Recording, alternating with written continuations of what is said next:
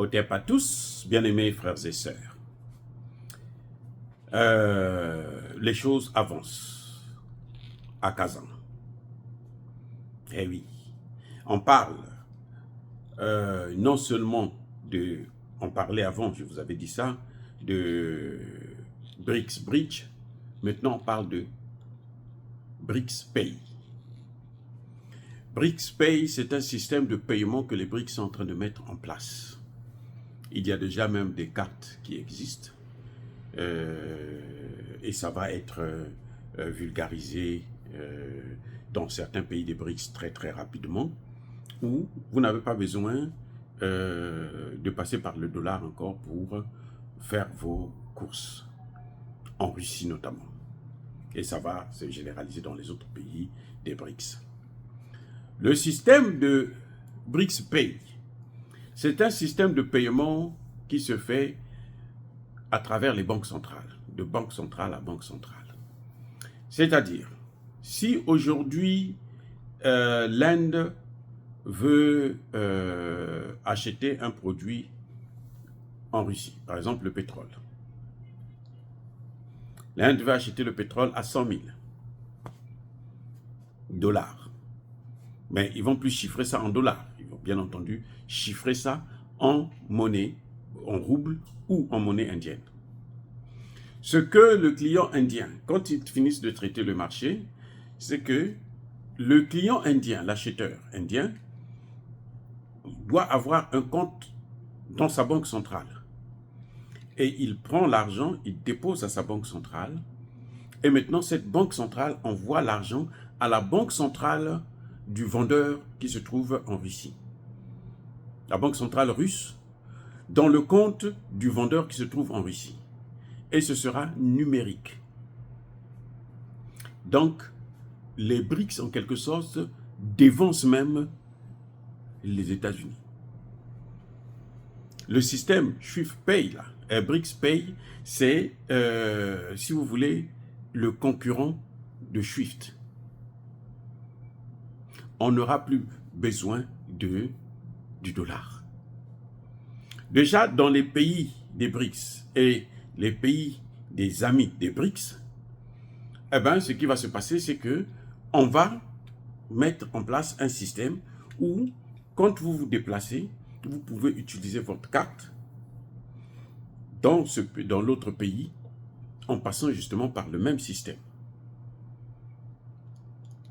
La Russie a déjà présenté des maquettes, il y a déjà des magasins en Russie qui ont ces appareils-là qui permettent de faire des achats avec la carte de BRICS Pay.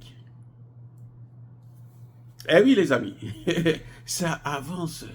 Et ça, je peux vous dire, je peux vous garantir que c'est la fin du dollar. Ce ne sera pas maintenant parce qu'eux, ils n'auront pas une monnaie à eux. Ils ne créent pas la monnaie. Ça viendra certainement. Mais pour l'instant, ce n'est pas la monnaie qu'ils vont créer. C'est un système de messagerie dans le domaine commercial. Et d'ailleurs, ils sont en train de demander aujourd'hui qu'il y ait des réformes de l'Organisation mondiale du commerce. Eh oui, l'OMC là, les BRICS veulent qu'il y ait des réformes. Et ils en ont parlé au secrétaire général de l'ONU, puisqu'il se trouve à Kazan. Donc, je crois que la difficulté, ça va être, par exemple, dans nos pays où on utilise le franc CFA. Oui. Et je crois que c'est ce qui sera le problème. Ça va être un peu difficile pour que les pays qui utilisent le franc, en tout cas les pays africains qui utilisent le franc CFA, bon, c'est vrai qu'ils ont déjà annoncé qu'ils suspendent d'abord les intégrations pour des raisons stratégiques. Hein? Les adhésions, là, ça va être suspendu. Et ils vont mettre des étapes pour, avant d'être membre à part entière. Il y aura une étape de partenaire d'abord, il y aura une étape de observateur, et ainsi de suite, partenaire de dialogue, et bien une étape d'observateur. Donc, on va classer les différents candidats par rapport aux partenaires et aux observateurs. Donc, s'il était question de les intégrer tout de suite, ça devait être difficile pour les pays qui utilisent le franc CFA. Pourquoi? Mais parce que le franc CFA n'est utilisé partout, nulle part ailleurs, en dehors de la France. Et même en France, le franc CFA n'est pas connu. Vous ne pouvez pas faire des courses avec le franc CFA en France. Le franc CFA, ce n'est que la banque française, donc la banque centrale française, qui peut échanger le franc CFA. Vous voyez maintenant le problème que les pays africains eux-mêmes sont en train de maintenir. C'est-à-dire qu'ils se maintiennent dans une situation où ils ne peuvent pas évoluer. Il n'y a pas de développement. Mais le professeur Agbo a tout détaillé. L'expert dans ce domaine-là, le grand expert dans ce domaine, il a tout détaillé. Il faut le lire, il faut l'écouter. Il n'y a pas de développement avec le franc CFA. Et je répète, il n'y aura pas de développement avec le franc CFA. Aujourd'hui, le Burkina, le Mali, le Niger, ce qu'ils sont en train de faire, ils essaient de contourner le franc CFA. Mais c'est pour combien de temps? Vous ne pouvez pas passer tout votre temps à contourner une monnaie que vous utilisez, c'est votre monnaie soi-disant, comme disait Alassane Ouattara. Si ce n'est pas bon, enlevez-la, mettez quelque chose d'autre. Donc, en fait, ce sera un peu difficile pour les pays francophones qui utilisent le franc CFA de tenir le train en marche. Ce sera un peu difficile, à mon avis. À moins que, bon, comme les Russes sont des savants, ils vont peut-être trouver une formule pour eux, pour les empêcher. Parce que même si, on peut dire que, bon, ils vont acheter des monnaies, par exemple, chinoises, indiennes ou quoi que ce soit, et puis faire des transactions avec. Mais pour acheter ces monnaies, il faut passer par le CFA. À moins que vous leur donnez les matières premières et vous prenez la monnaie et puis vous faites vos courses. Mais pourquoi passer par tout ça au lieu de changer carrément la monnaie?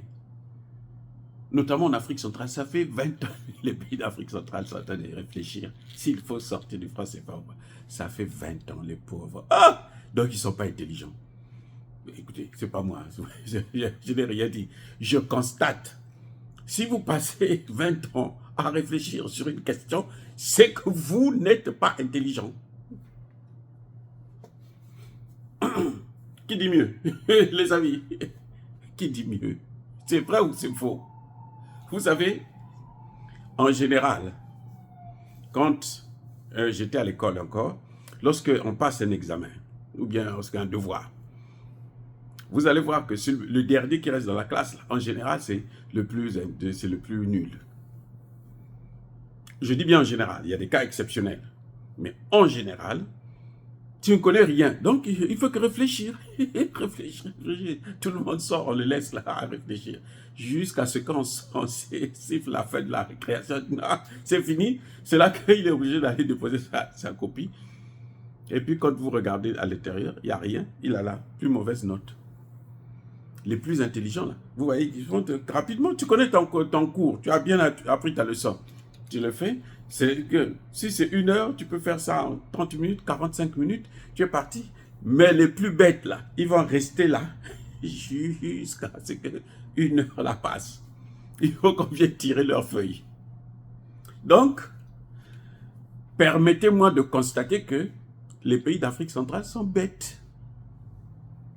Les experts, là,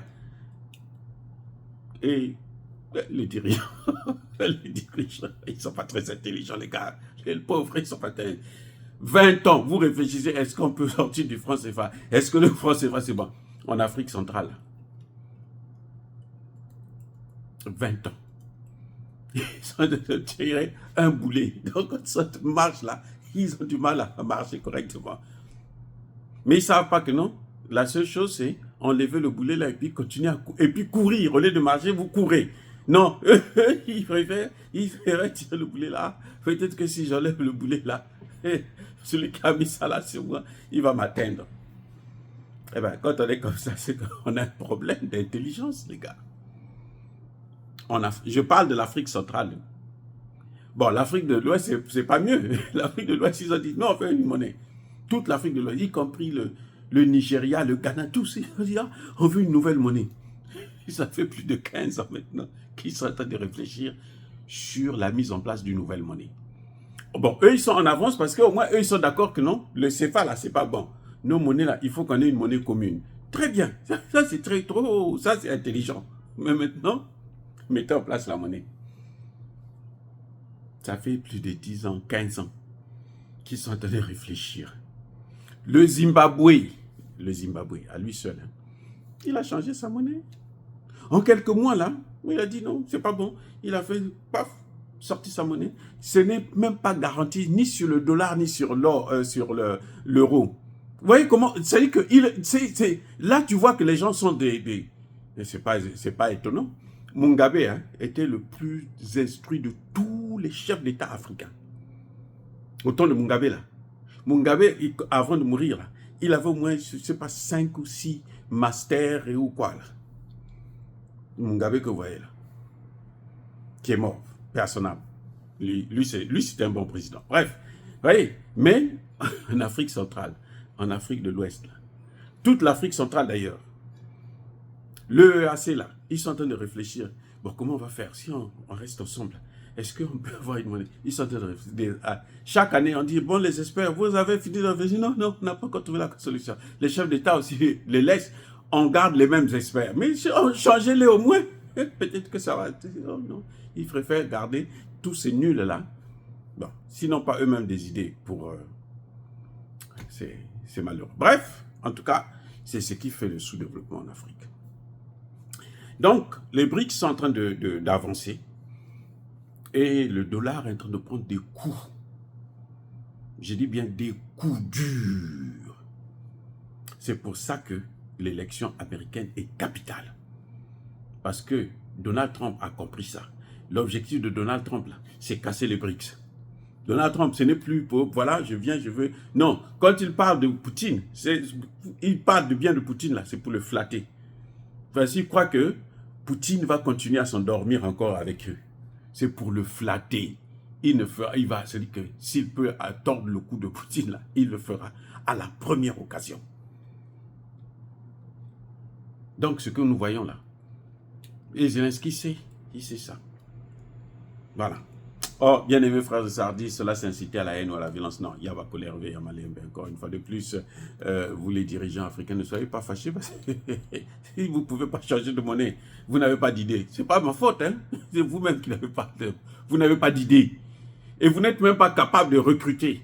Le professeur Agou passe partout là pour présenter comment il faut faire. Si vous ne prenez pas, vous n'êtes pas capable de choisir les dirigeants, ceux qui vont travailler avec vous, je vous dis, un bon chef, les amis, se reconnaît par le choix de ses collaborateurs. Tu n'as pas besoin d'être docteur pour diriger bien un pays. Vous voyez, Assimi Goïta, Traoré, Tchani, ce n'est pas des docteurs, hein. Même les masters, là, ce n'est pas évident qu'ils puissent l'avoir. Mais regardez ce qu'ils sont en train de faire, un miracle. Parce que le choix des collaborateurs est en Afrique centrale, en Afrique de l'Ouest en général. C'est ça leur problème. C'est pour ça que vous voyez qu'ils n'arrivent pas à régler un problème de monnaie coloniale. CFA, franc des colonies françaises d'Afrique.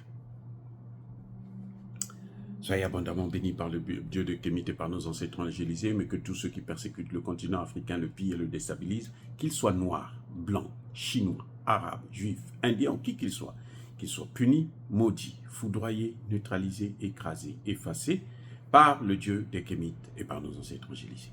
Vive l'Afrique éternelle, j'ai dit et j'assume.